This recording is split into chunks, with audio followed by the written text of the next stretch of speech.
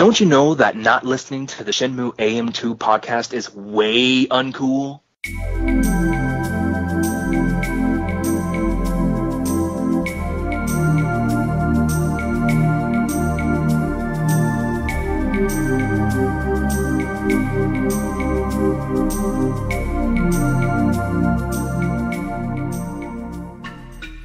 Welcome back to another episode of the Shenmue AM2 podcast. We're your hosts, Andrew. And Matt.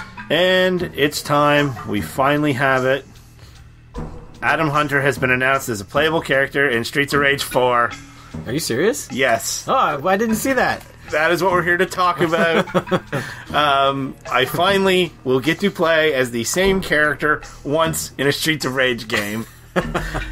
I never got to. We'll get sidetracked. We may come back to that because obviously Matt didn't know about it and he seems very happy. I am. I'm happy about it. Shenmue 3 launched. We got it. 18 long years.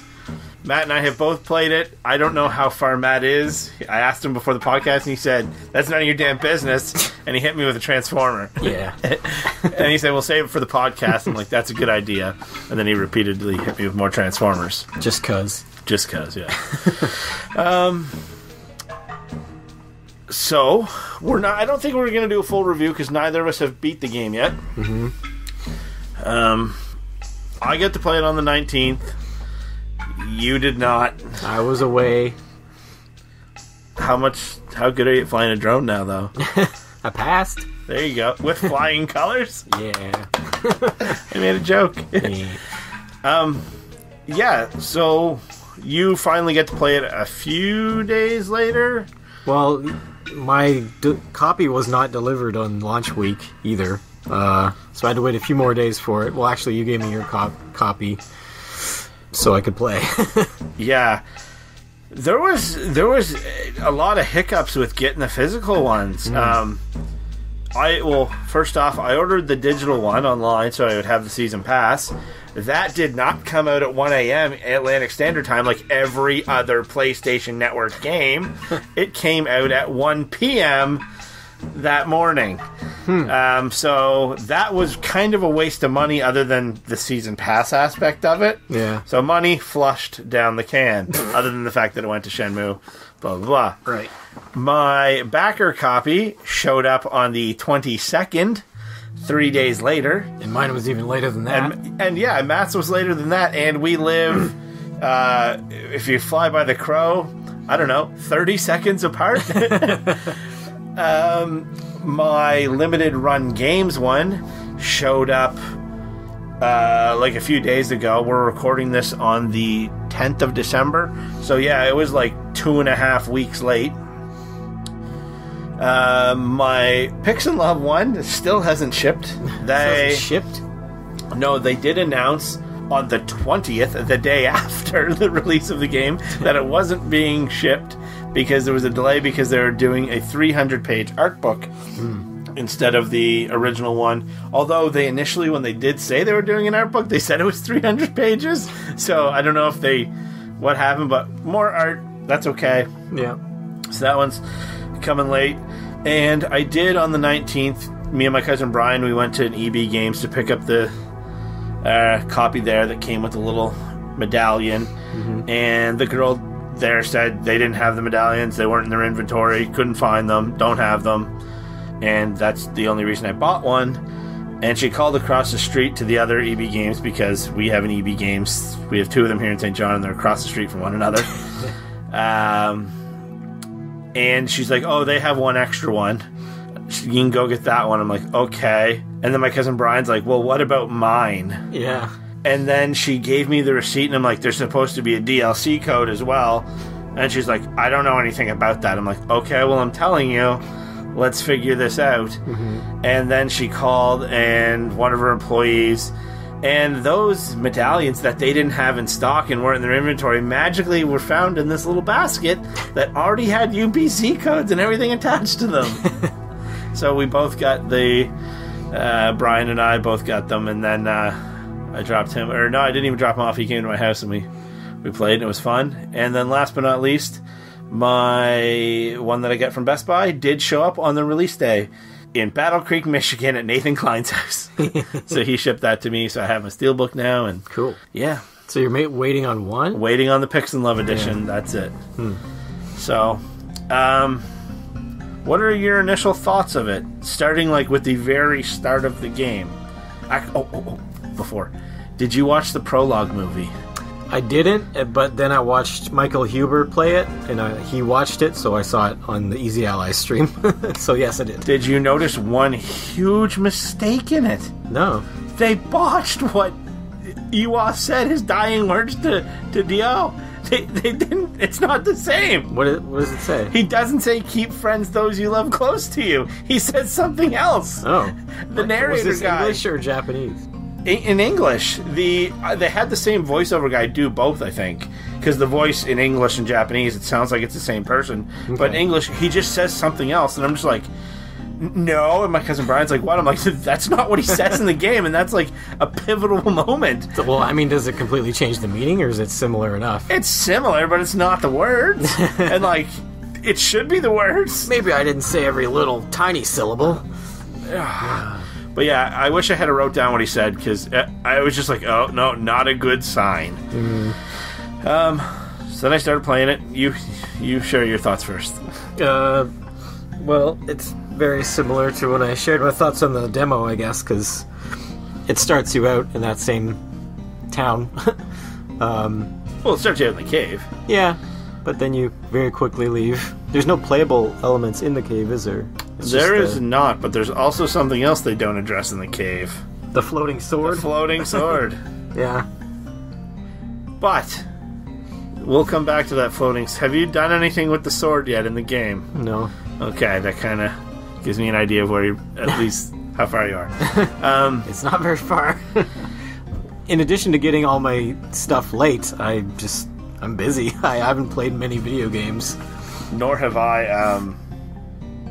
My wife and I were we bought a second vehicle. Her grandmother has Alzheimer's and is no longer allowed to drive. So we got a pretty good deal on her car, but she also has Alzheimer's, so once we agreed to buy it, she attempted to sell it to someone else because she forgot she was selling it to us. Oops. And, I mean, no fault of her own, but there was a lot of just stuff we needed to do, and I was working a later shift at my job due to a rotating schedule, and life has just been hectic with, again, my mom having breast cancer and having to go to the hospital with things for her. And it's the holiday season. And it's the holiday season and shopping and traffic. And it's just been nonstop. And we had our big charity breakfast thing that we do at my house. And prepping for that. And it's just been crazy. So I don't think I've touched it in like a week. Yeah. I've only touched it a few times. I've only had probably 3 play sessions with it. So yeah, I'm not very far. I'll admit that right now to you and everyone. But on the plus side, we can get more episodes out of this review because I'm going so slow. I'm only up to... I just played hide and seek with the kids and found the trashed place and found the picture and the list in there. And now I'm asking people if they know the people in the picture and the list. I'm like, still at the beginning. Yeah, I did a lot of wood chopping and stuff because I wanted to make money to be able to bump up my skills and do the move scrolls and stuff like that. It feels like Shenmue. I watched the Easy Allies review of it, and Huber summed it up pretty well when just saying it feels like a modern Dreamcast game. Yeah. And it really does feel like a modern Dreamcast game. I don't know. It feels like Shenmue. It definitely feels like Shenmue. Coming out of the cave, the dialogue between Shenhua and Ryo, I thought it was dreadful. Yeah. It was just so bad. Yeah. You feel the same? Yeah, at some points the dialogue's really bad. At other points, I'm impressed by it. But yeah, it's either one or the other usually. And I don't like how the cutscenes keep fading. Like within the same scene, you get a fade to black. Yeah, it adjusts. Yeah. I think if I do a second playthrough, I'm going to play through it in Japanese. Yeah, that's what I usually do. Just because I don't speak Japanese, so I'm not going to know if it's cheesy or over the top. It's just going to sound like I'm playing the Dreamcast ones. Yeah. And I think that's going to allow me to just better engross myself in it. Yeah. Yeah. How much combat have you done? Just training. Fought the bookie. I beat everybody at the not a dojo. Martial Hall, except for the final guy, I guess. Have you fought the final guy yet? No. I thought I was fighting the final guy, and I beat him, and then he's like, there's one more opponent left, and then I haven't come back to him. I assume it's the master. It is the master. Spoilers. Oh, yeah, the next few episodes, there's going to be spoilers if you're behind us, so yeah. Yeah. Spoilers. But, yeah, I don't... Like, it does feel like Shenmue, just with stuff added, and stuff that I don't really need or want. Like the stamina system, like the move. That's Cat, who's literally almost on the mic.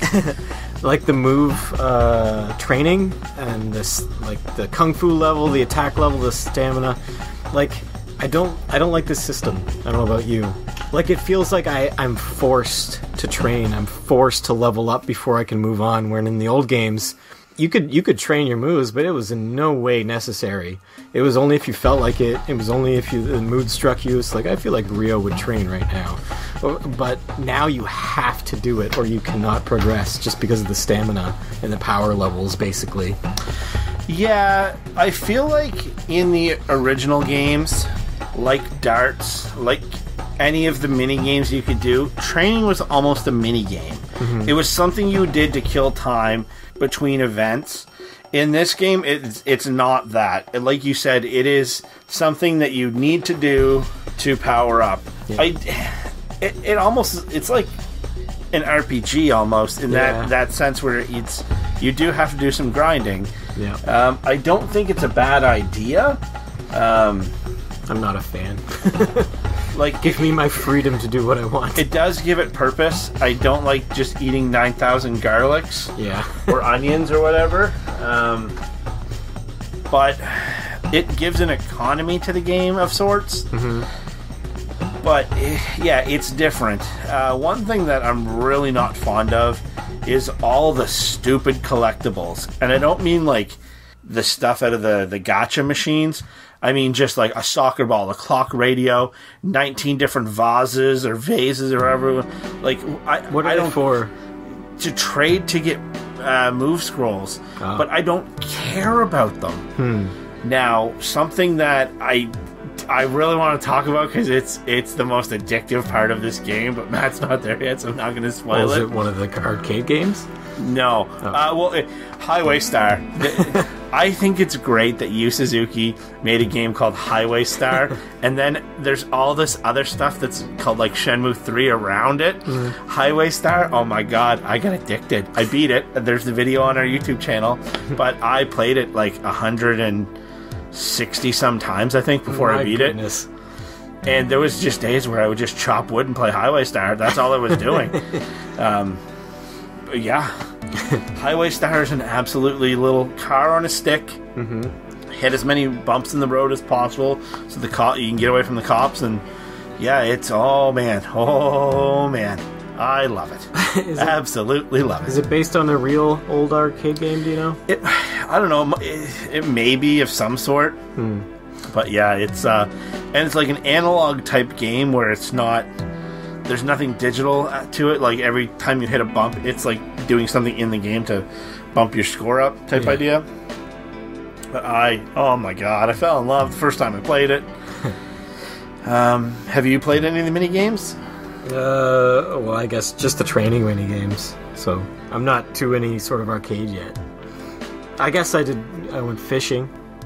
I did not fish at all. I didn't fish. I am out of the first town. Mm-hmm. And I didn't fish at all. And there's no fishing after that?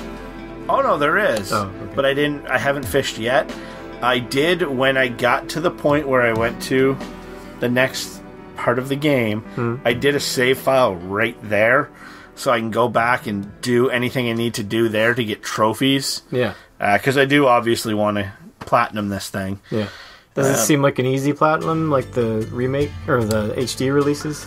No, I don't think it is. I looked at some of the trophies. I looked at one of the hidden ones, and I don't even remember what it was. But there's a lot of trophies in it. Okay. It's not going to be easy to platinum, I don't think. It'll be some work. There is one, I think, where you have to high score every mini game. Oh my goodness. So there's that. Graphics-wise, I think the graphics are early PS4 graphics. Yeah, the environments and the lighting. Some of the environments really blow me away. Like especially the area through that through the sunflower maze and then into that like graveyard shrine looking place. And they use that really creepy music, that Shenmue music that I love. And going up those stone steps and then the bamboo forest all around you. That was really, really cool. So there's certain areas like that look really You will nice. hate that area eventually. Oh, will I? There's a mini game there. Not a mini game, an activity you need to do. Oh. And it's, yeah. Well, the first time entering there was magical. See, I didn't even notice it was there until Until you were forced to go there? Until I was forced to go there, and I was like, what are they talking about? And then I did notice there was a maze through the sunflowers, but I never went to the left. I always went to the right. Oh. And yeah. I find the QTEs in this game, I have not got a QTE on the first try yet. That's a criticism I've heard, is that they're too hard. I haven't actually had to do one yet. Also, when you get to the next town, there's a scene where you're chasing someone, intentionally get them wrong. You will see the funniest thing that you have ever seen in a Shenmue game. Someone throws a fire extinguisher and hits Ryo in the face. And it is the absolute funniest fucking thing I have ever seen. Does it have good donks? Oh, it has a good donk. And if you fail the QT before that, there's a guy holding something and he turns around with it and it like hits Ryo, but that fire extinguisher to the face is magical. It is magical. I did find it got a little fetch questy. Yeah. Or it is a little fetch questy. But Shenmue kind of has always had that, I guess. Yeah, every conversation is a fetched quest, basically. You're like, find the next person who knows information about this subject. Okay, that person sends you looking for this information. Find that person who knows about that. But that's alright. Yeah, I don't want to spoil things for you. I'm enjoying it. I don't really care if you spoil little things, as long as it's not a huge plot point. No, I'm gonna hold off till you are past a certain point, and then we can talk about it. Okay. There are characters that are tributes to other characters from the previous games. Yeah. And I like it. Like, you'll see someone and you're like, oh, like, remember Wang and then Wang's brother in Shenmue 2? Yeah. You get one of those. Is literally another brother? Or? It's another brother. I saw a guy, like, in a review or something, I think it may have been the Easy Allies review. Rio was talking to a guy and I'm like, is that Dylan? And it's like, no, it's not Dylan. It just looks exactly like him. But, or maybe it was Congo. I can't remember which one it looked like. It looked like one of those guys. But... Well, you're spot on, buddy. I can't remember if it was Congo or Dylan either. But it is that, whichever one it is, it's that person's brother. Oh, really? Yeah. Nice. How was the fishing minigame? It's pretty simple. I don't think you can fail very easily. Like a lot of fishing minigames, they'll add in a thing where if you're pulling too hard or something, your line will break. I don't think there's any danger of your line breaking. Fucking a Link's Awakening. The fishing game, and that the fish turns away from you. You better not touch that controller. That line's breaking. The remake of that is fabulous, by the way. Play it, everyone. Yes, I want to eventually. It's just basically rotate the right stick and put the left stick in the direction that the arrows go, basically, and you'll get it. I haven't failed yet. And the fishing itself, is it random what size fish you catch? Is there any skill to it? You can you choose a spot to fish from, and then you can press left or right, and you'll like pan across the lake or whatever. and then you cast it, and then you get like a picture-in-picture mode where you have your first-person view of your casted rod, and then in the upper right-hand corner you'll get like a above the water looking down view, and you can see your bobber like coming along as you reel it in, and you can see all the fish swimming around it, and then you can try to catch one. So I don't think it's random, but could be just disguised as random, maybe. What do you think of the NPCs that you've talked to so far? They're as good as any other Shenmue NPCs, I think. The chubby guy, right when you get to Bailu Village. The guy you can train with? Yeah, he cracks me up. Yeah. Some of them look really, really cool. I like how they all have unique faces. One thing I haven't noticed is do they have the full day schedule like they used to? I know they move around within the town at certain times of day, but do they actually have a home that they live and go to? I haven't noticed that. I haven't noticed that either. It does. Everyone seems to come home and do something at 8 p.m. or is it 8 or 7? Yeah, I can't remember. 7, I think. Yeah, I don't know if they have as strict. Shenhua seems to have a schedule. Sometimes, like if you dilly-dally in the room when you wake up in the morning, you'll go and you'll have to talk to her when you get out of your bedroom. Other times you can make it outside and she just comes out and says goodbye. Yeah. I hate that there is a cutscene for that every single day. Yeah. I don't need Especially if you said goodbye already. Yeah. Are you leaving? Yeah. Then she comes out, goodbye, Rio. Okay, we already said bye. Well, that's one thing I love. That's one of my favorite things so far about this game is talking to Shenhua at nighttime, back at her house. Yeah, there's like a recap every day. Yeah, but there's also like you can just walk up the little steps while she's knitting or whatever she's doing, and you can talk about your lives, and you can make choices about Rio's past, and decide what to talk about. You'll always ask her about a topic, and then she'll ask you about the same topic, and you get some choices to how you answer. And this is like the most we've ever learned about Rio ever. See, I've done the recaps, but I haven't actually sat down and talked. Are you talking about? I thought we were talking. Yeah, we're talking about different things. Are you talking about when she you sit down to eat and it's a recap? Yeah, basically? Type idea. I haven't really poked around and talked to her at the house. What? That's the most rewarding thing I've experienced in this game so far. Oh, I'll have to I don't know if you still can. Can you still go to her house in the second part of the game? No. I'll have to go back on that save file. But one thing I fucking hate at this house, pardon my language, is the damn table in the middle of Rio's bedroom. Every time I walk through that door, I fetch up on him. It's like, oh, why is this here? Why does it need to be quarter size of the room? Oh, that's why? It's such a bad design. Just get rid of it. I like how you're barred from entering her room, but you can totally stand outside it and peek through the window and stare all you want. But Matt's not creepy at all. Yeah. He's wearing a hoodie right now. He's rubbing his legs. He's singing this. He's wearing pajama pants. But yeah.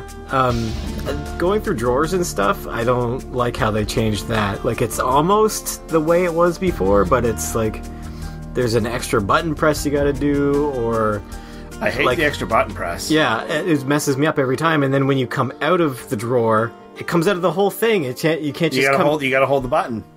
If you hold the button, it doesn't. No, I'm not talking about out of first person mode. I mean, it comes off of in the old game, you'd lock onto the piece of furniture, then you could press left and right and up and down to go through the drawers. You could go into a drawer, you could close the drawer, and then you could immediately go left or right or up or down.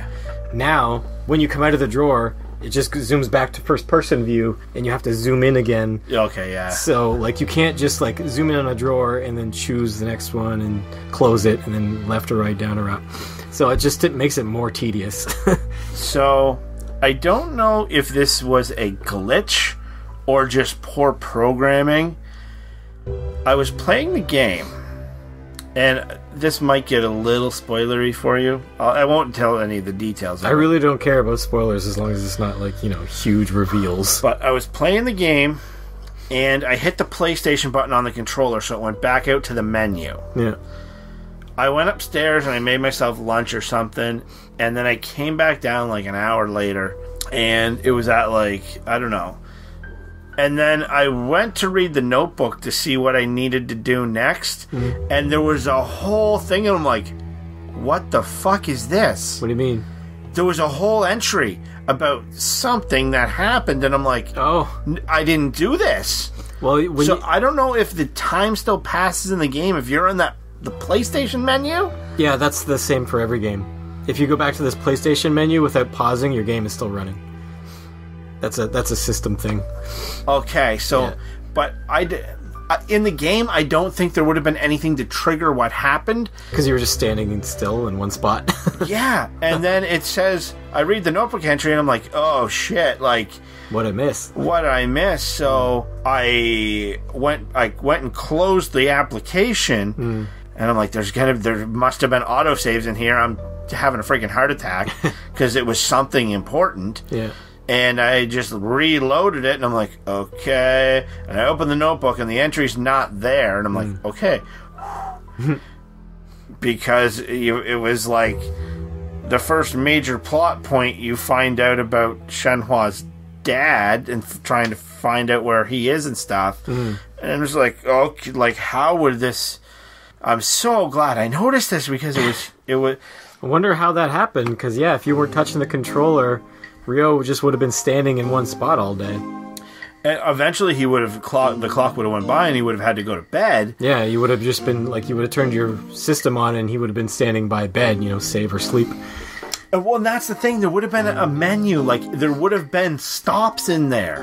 And that's what I don't understand is because it wasn't even the same day. So a day went through? Yeah, at least one... The game chose to sleep? It must have, because a whole day went through, and I thought, like, in Shenmue, like, in the original ones, once you went into Ryo's room, it kind of, you had a little, like, blip of not a load screen, but it was like, choose what you're going to do, sleep, train, blah, blah, blah. Yeah. But I don't think there's an actual clock in that menu. I think it just stops it for a minute, and I was just like, oh my god, no, I need to fix this and go back. And luckily I was able to, but man, if I hadn't have noticed it, I would have missed a pretty significant plot point. Yeah. So I did that. Well, speaking of missing significant things, like, I gotta reiterate, talk to Shenhua at the end of the day. So I don't know, like, you say you only have one save point or save file in the first village. I think I have a very early one. I have 3 save files in the game. I have a very early one where I can just do what I need to do in Bayou Village, and then I have my one that I'm playing. But what I don't know is if what she says and what she asks Ryo about and what he can ask her about is dependent on where you are in the story, or is it just a list of things that go through each day? So if it's just a list of things, then yeah. Just literally, I noticed my phone buzzed, and it's someone from the Shenmue community. The very first one I get, I shit you not, will be live in the episode, LOL. Huh? And it's someone found my capsule toy. That's the second person today that sent me a picture of my capsule toy. Nice. Oh, that's awesome. That is awesome. Money well spent. I just... actually, hold on. Matt, fill some dead air here, Matt. And other things. Well, I can't do it if you're going to speak out your text while you're doing it. Talk over me, bitch. One thing I don't love is how the music has a fade before it loops now. The background music. So it's like it gets to the end of the track, it fades out, then it fades back up. See, I don't even think there's that much of a fade. I think it's just like end, restart. And you'll notice it's very bad at a place that has very joyous music that makes you feel warm and happy. Yeah. And then you're just like, oh, it stopped. And then there's like a 2-second delay and then it loops. I hate that. And that spot might be... The convenience store? A certain convenience store named after a fruit. Yeah. But yeah, I don't... Banana convenience. Banana convenience. Tomato is a fruit, not a vegetable. Look it up. Yep. So yeah, I don't understand why that happens. It's not... It can't be that hard to make the music loop like it used to 20 years ago. So I actually got tired of hearing that music in the first town, the one that sounds like Willy Wonka. Yeah. I was like, I'm tired of hearing this, so I turned the music off, and it happened to be nighttime, and I was exploring the rice paddies, that area, and that was kind of really nice. Like, it was just atmospheric sounds and darkness, and Rio was walking through these rice paddies looking for herbs to pick up. But so like turning off the music is really cool, and it's a way to get the atmosphere going. But I was just worried that like I'd run into a cutscene and I'd miss the cutscene specific music, so I had to turn it back on. But speaking of night, do you like the transitions? I like them. Yeah. I like how they're just like, they manage to just sneak in those street lights. You're in this country village, but there's power there, and they get the street lights. I really like the transitions. Yeah. Did you notice the pit of death near the Shenmue tree? Like the gorge down to the river? Yeah, there's a gorge in the river, but right behind the Shenmue tree, there's like a huge chunk taken out of the side of the cliff. Like, it's fairly even all along, but there's this huge dip right behind the Shenmue tree. I'm like, man, if you slip in the winter or something, like, you're dead. I'm gonna have to correct you. It's not the Shenmue tree. A Shenmue tree? A Shenmue tree. Sure. It's the only one we know of so far, unless there's more later. Which there probably is. I'm staring at it. There's more later. Okay, well, the Shenmue tree that I know of. Speaking of, so I've got some notes about talking to Shenhua, and she says she talks to animals, and Rio's like, really? And then she, like, insists she's talking to animals. And he's like, oh, that's kind of weird. Basically, you can tell he's weirded out. And then after that, he asks her something else that makes him realize she has human friends too, and he actually goes, phew, because he thought she was insane. He might still think she's insane. There's a scene where, similar to that, where someone asks you to bring you some stuff, and then you do it, and you're like, okay, I'm gonna get to, and then they're just like, nah, do this, and then, nah, do this, and there's just, Rio gets this look on his face, he's just like, and I really, the doing the thing after, it's not fun. Another thing they talk about is the swing under the tree, and she talks about it, and her dad made it, and all that, and Rio's like, oh, maybe I'll try it, and she's like, I wouldn't try it, it's not for somebody big like you. He's like, oh, okay. So I'm like, Rio wanted to swing on this tree swing, that's adorable. I must avenge my father right after Yeah. But, yeah, those are my initial thoughts. I'm enjoying it, but there's parts of it I really, really could do without. It's some of the dialogue that really takes me out of it. The initial dialogue when you're walking to Bayou Village between her and Shenhua and Rio, I thought was very bad. And when you get to the pawn shop, why does every single person need to say something in a menu, and then you go to you hit the option to do that thing, and then they say almost the exact same thing verbatim again. Fuck, don't do that. I hate it. It's you're just like, no, no, just let me do what I'm doing, please. Just, but it's Shenmue. It's a modern Dreamcast game. The combat is the combat has regressed a lot. Oh, the combat. Yeah, I think that's everybody's probably least favorite part of this game. Yeah. But, I mean, we'll fight through it just because it's Shenmue. Pardon the pun. Yeah. This game's great. I'm glad we have it. In my dream reality, Shenmue 3 looks exactly like Shenmue 2 and 1. And plays exactly like them. Like, I wouldn't care if 2019 is just a Dreamcast game. Like, that'd actually be preferred for me. I miss Rio's old walk. Like, his walk cycle is not very good. Like, the animation for his walk cycle, he looks like he really clomps down on one side when he walks, it looks like, or I don't know what it's just not as nice looking as it used to be. But the mini games that I've played so far are pretty good. But something that I would have loved to have been, just like Shenmue 1 and 2, is the QTE boxing game. Because... I thought we have that. Oh, we do, but it's not the same. Oh. Because there's fake-outs in it now. Oh, no. Where the paddle starts to come up, and you know which button it should be, and it doesn't do a QTE, and if you hit the button, you fail. I think that happened in the old one. No, there was no fake-outs. No? No. Huh. I thought in the old one that like one would start to come up and then one would come up faster and then you'd have to hit that one. But they would both come up.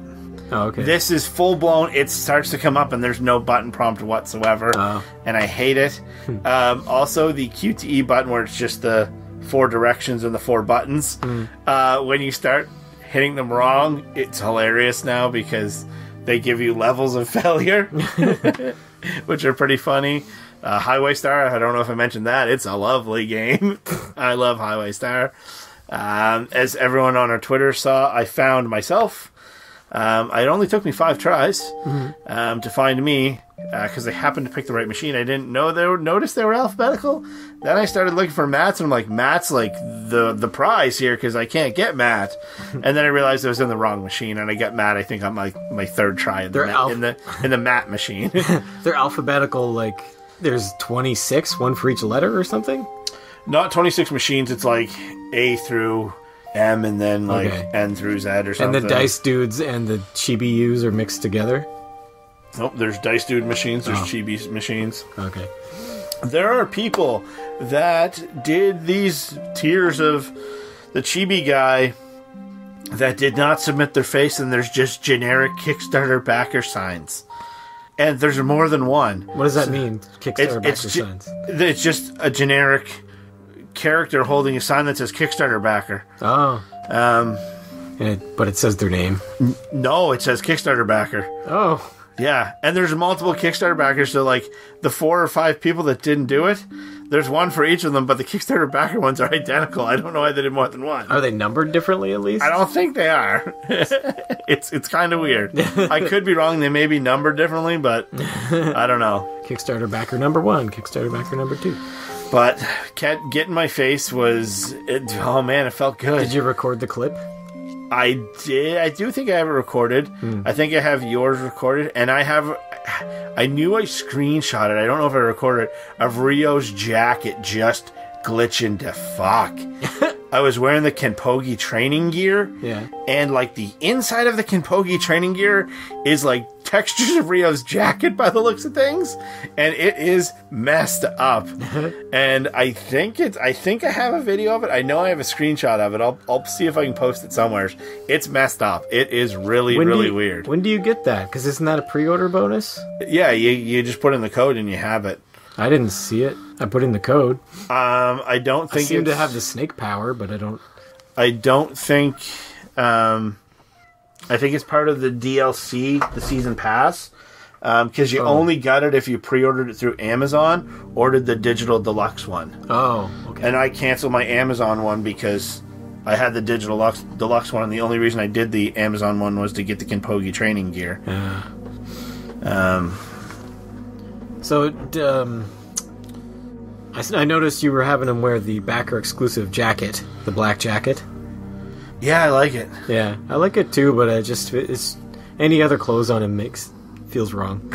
Yeah, I haven't worn any of the t-shirts or anything, and then there's like a bomber style fighter jacket, like Air Force fighter, Top Gun, cool. Tom Cruise. He is Tom Cruise like. What do you mean? In that, remember the preview that I read when we had was it Ezra? So we had a guest on the podcast. Yeah. And there was a thing where saying he was like a Tom Cruise like hero. Yeah. Well, if he has a Top Gun jacket, he's a Tom Cruise like hero. I guess so. It all makes sense now. Yeah.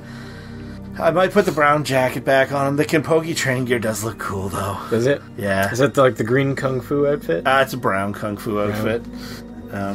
Like, if there's a story part where they switch his clothes, like it always appeared there would be, based on the old chapter art that we saw from the making of Shenmue, where he eventually just switches to a green Kenpo outfit. If there's a story beat where he's supposed to switch, I'll switch it. But yeah, besides that, I don't think I ever will. One thing that... Can you bring up the Kickstarter here? There's something that...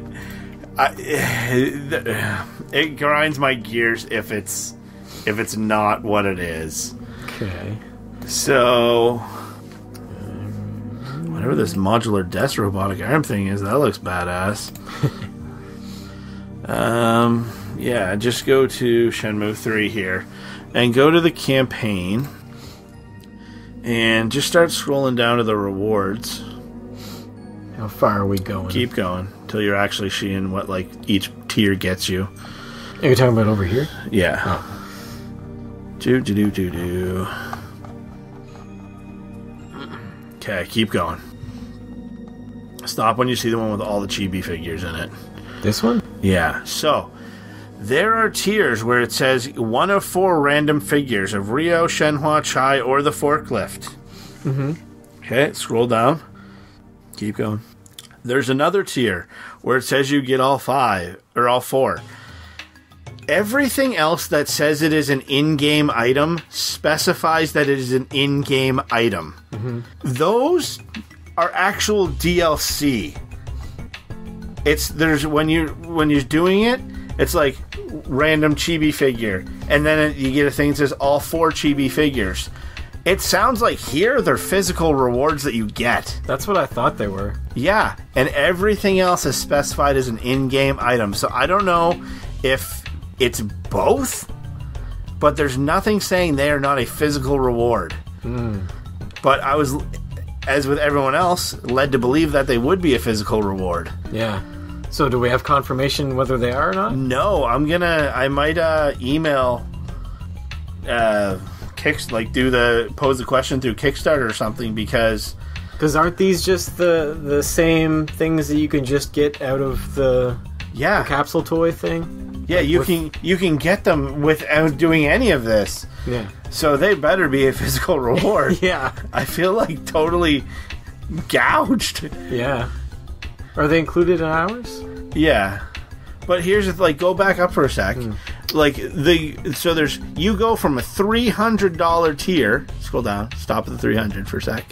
You go from a $300 tier to a $500 tier, and the only difference is the chibi toys. You get all 4 of them. You're paying $200 for 3 in-game items that you can get anyways. Yeah, they better not be in-game. Yeah. They better be physical. Yeah. Like, that is absolutely ridiculous if it's not. Yeah.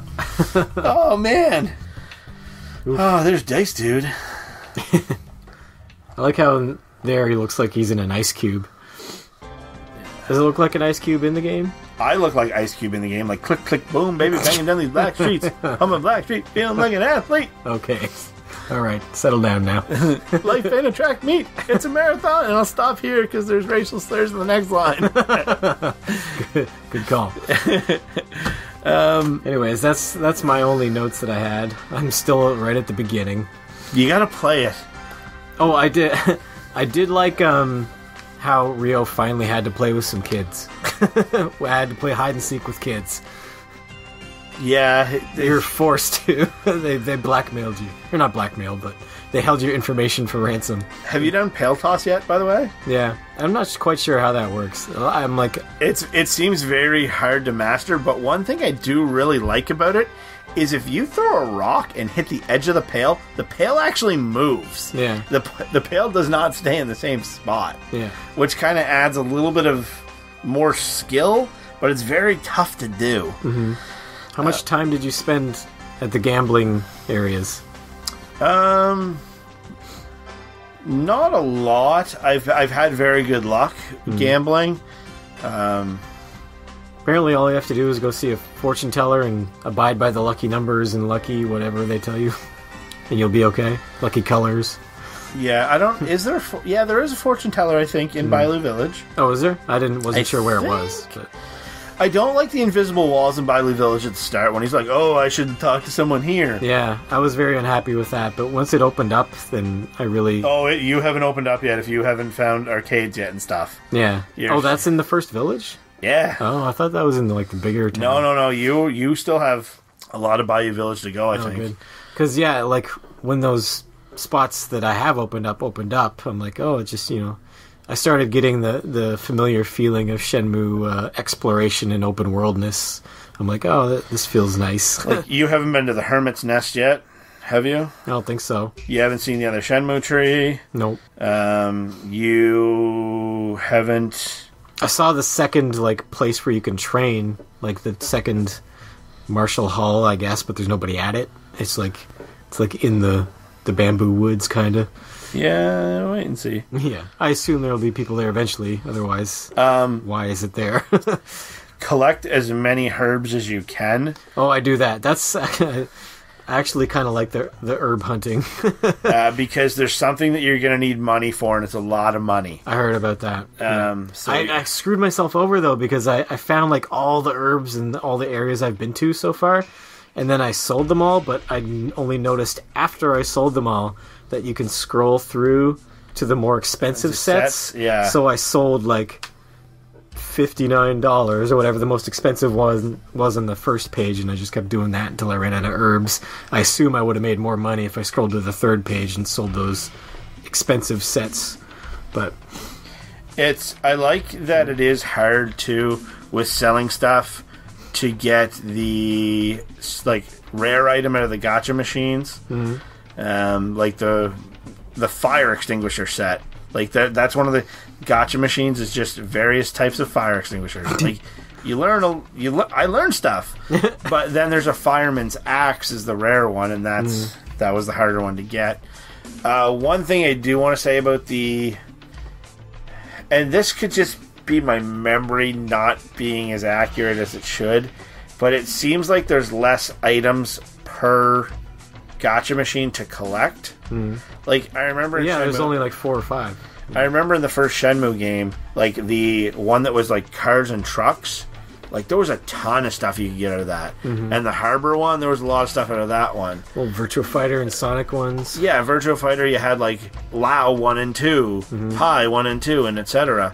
This one, there's like 6 different types of fire extinguisher than an axe or something. Yeah. Or there's like 6 different types of sports balls or pucks or whatever. So there is a lot of repeat with that. My first 8 items I got out of a gacha machine. The first 3 were Guizong, Nozomi, Guizong, Nozomi. I got 4 of each out of my first 8 tries. If that happened to me, I would have just stopped and never used a capsule machine again, probably. Well, here's the thing, too. I'm going to give you a tip. Have you used them yet? I have. Have you run through your tickets yet? I'm purposely not using them until I find the capsule toy or the capsule machines that you and I might be in, and I was going to use them then.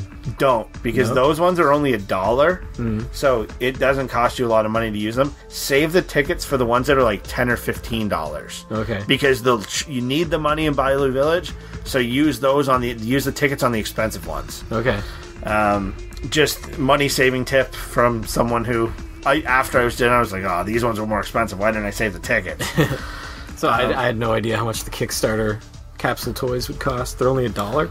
Yeah, they're only $1. They're super cheap. And you get tickets from the arcade, playing the arcade games. You get like red, green, blue, and yellow tickets, I think. And you use those to just spin a wheel, and you get a prize depending on where it lands. So I had a ton of red tickets because that's what you get out of Highway Star. Highway Star, the game for you. And playing Highway Star, when I beat it, I'm like, oh, I'm going to get a prize. Do you know what I got? 2 red tickets instead of 1 red ticket. No achievement either? No. Yeah. But it's a good game. I'm enjoying it. I have my little qualms about it. But I think if I played it in Japanese, a lot of those would go away because I wouldn't understand them. You can't change it mid-game? You can. Oh, you can. I'm not going to change it mid-game right now. Yeah. I haven't done the forklift driving yet. I'm in the area where I can do it, but I haven't done it yet. Apparently it's not as good for some reason. Yeah. I don't know why exactly. But one thing I want to mention is give props to Corey Marshall for his performance. Just like dead on continuation of Ryo Hazuki. It's like nothing. It's not like it's like no time has passed. Like he's not delivering the lines, and better, worse, or different. He sounds exactly like Rio. Yeah, it's great. There's so many, okay, or like just his I see. They do seem to overuse those more than they used to, like just the random insert non-committal reply. But so one thing Matt and I predicted, and I think we are both exactly right. Mm-hmm. We said that for rating wise, we think it'll be swimming in 7s. Mm-hmm. And if you go to Metacritic right now, I think it's exactly 70. Oh, really? Wow. Now the Huber gave it a 7. The Metacritic scores, though, I noticed there wasn't a whole lot of actual 70s. Mm-hmm. A lot of them were like higher, and a lot of them were lower. So it's getting like that average score. It's evening out. Evening out. But I don't think there was actually a whole lot of ones that were actually close to 70. From what I initially read, there was ones that were higher and ones that were lower. That may have changed since, because it did actually have a slightly higher Metacritic score when I first looked at it, I think. But I figured it would. I think it was like 7.1 or 7.2 or something. And last time I checked, it was exactly 70. What do we know about sales? Anything? It didn't do well in Japan.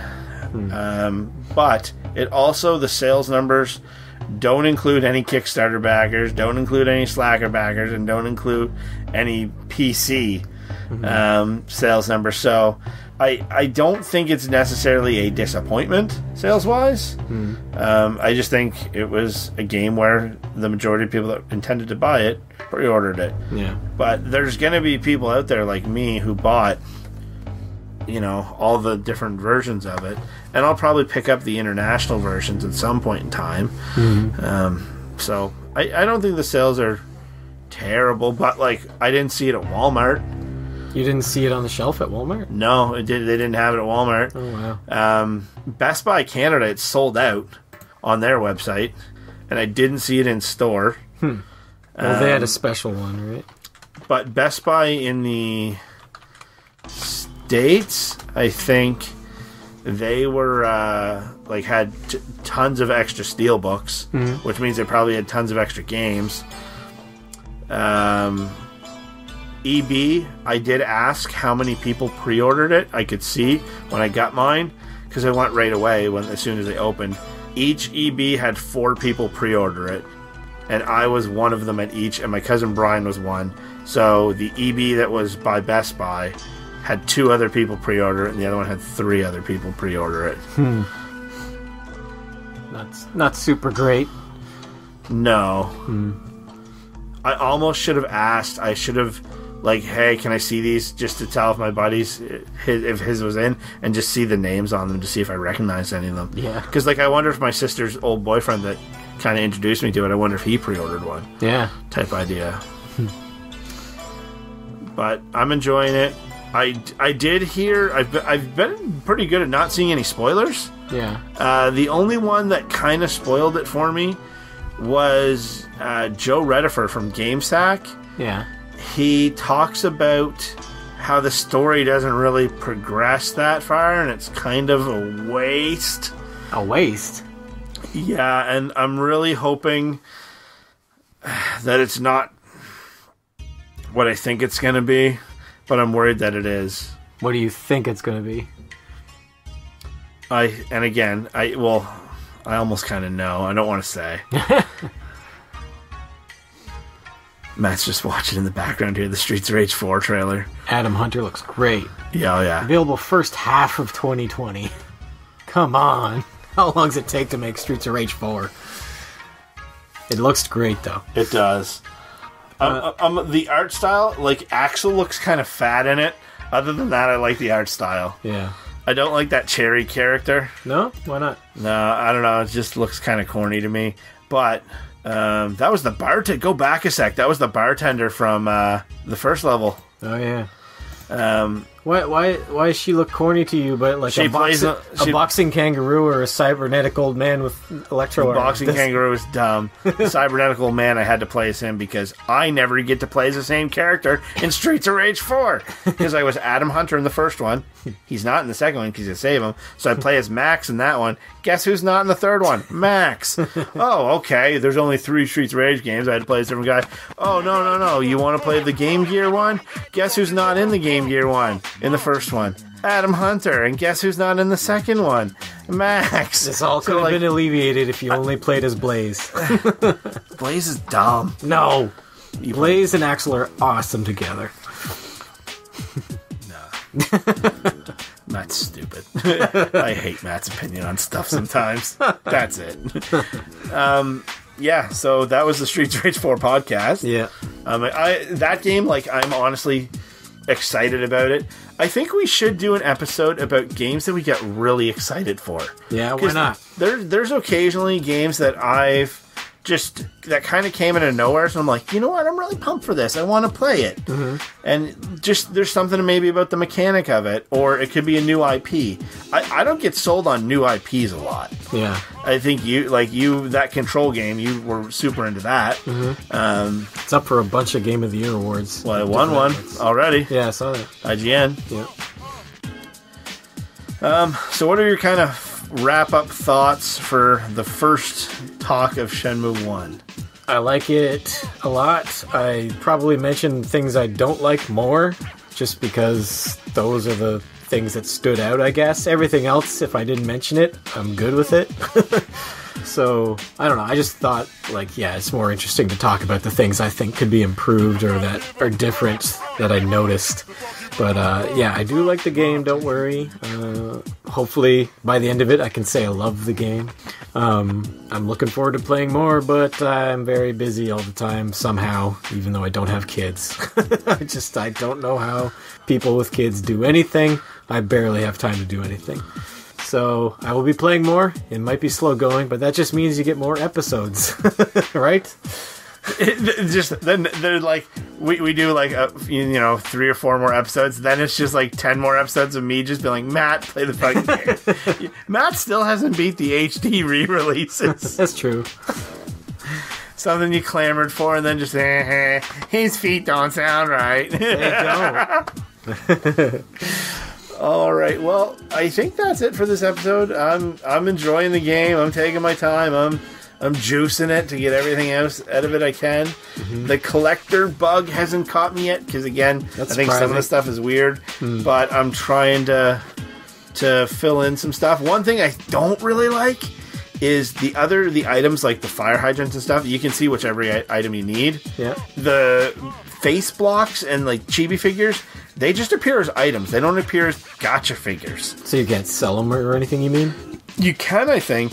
But you don't get to see how many there are. Oh. You don't know. You won't know when you have a complete when set. you have a complete set type idea. Huh. But yeah, I'm enjoying it. It's Shenmue, 18 years, and it felt good to play it. I didn't cry or anything. My cousin Brian was just sitting there watching me play it, and yeah, and he was there the first time I saw the game at my sister's house. It was my sister and her ex-boyfriend Adam. And then Brian and I. You mean the first game? Yeah, the first game when I first encountered it, he was there. So I thought it was kind of, he had pre-ordered the game as well. So we went out and picked it up. And we forced my brother to pre-order it too, but he hasn't played it. I don't think he ever will. He should. We forced him to back on Kickstarter. Yeah, but I mean, Matt held them, and I punched him a lot. Yeah. We didn't have to. We did what we had to. We didn't have to use the taser though. We didn't. The taser wasn't necessary. It felt great though. Yeah, tasing someone. Yeah. Oh man, when he got out of the hospital, it was great. Adam Hunter, Streets of Rage 4. Play it, pre-order it, support Saga, so they have money to support Shenmue 4. You think that'll happen? Yeah, well, that'll be an episode we'll have to talk about. Yeah. Alright, so you can find us on the social media. We're at Shenmue AM2 Pod on Twitter, Shenmue AM2 Podcast at gmail.com if you want to talk about this episode. I do want to thank everyone for the support. The last episode that we put out was quadrupling every day what we normally get. Really? And yeah, we were getting a lot of hits every day.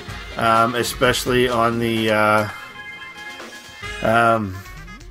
YouTube? the iTunes. The YouTube did very well as well. We're doing great now. We're getting more comments and stuff. I like that. We're getting new fans. We have people that want to be on the show. There's a couple I haven't got back to. But yeah. And we're on Facebook. Check us out there. Follow us. And, hit that bell to get notifications. Mm-hmm. That's important so you know when we're out there. And, yeah. Yeah. You know what's good about Shenmue 3 coming out? Tons of new sponsors, and if you even remotely think that you get to have any input into this one, I am sorry, Matt. It's going to be something. I think everyone's probably already guessed what it's going to be. We'd like to thank our sponsor this week, Highway Star, the most addictive game you'll ever fucking play. Thanks for tuning into the episode. Highway Star, Highway Star, Highway Star, Highway Star, Highway Star. Bye.